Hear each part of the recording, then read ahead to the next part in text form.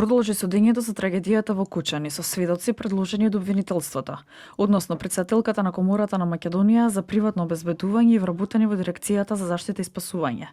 Претседателката на Комората на прашање посочи кои се законските процедури за добивање лиценца, за овластувањата на работникот при контрола на влез и присуство на малолетници во објекти. На прашање, сведокот кажа дека употребата на пиротехника представува безбедносен ризик. Таа рече дека во вакви објекти мора да се почитуваат и други закони, односно поставување табли на видно место како предупредување дека не е дозволено присуство на малолетници. Обезбедувањето треба да реагира или да го извести сопственикот на објектот. Доколку лицето носи општо опасно средство, обезбедувањето има право да го претресе, да го задржи и да викне полиција. Обезбедувањето има ингеренции да реагира, но зависи дали е тоа донесено пред да дојде.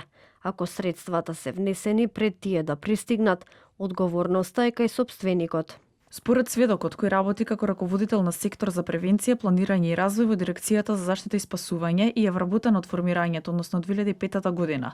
Во своето сведочење посочи дека во врска со конкретниот случај за пулс во Кочани не може да каже дали биле поднесени елаборати затоа што тоа се доставува директно до подрачното оделение во Кочани.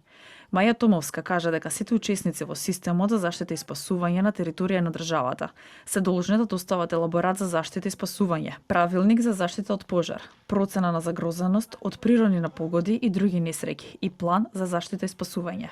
Позитивно мислење се издава доколку сите документи се целосно застапени, а во спротивно се посочуваат мерки и активности кои треба да се преземат. Судскиот процес за пожарот во Пулс во Кочани, кој избувна на 16 март минатата година, го води судијката Дијана Груевска-Илиевска. Следното рочиште продолжува задутре.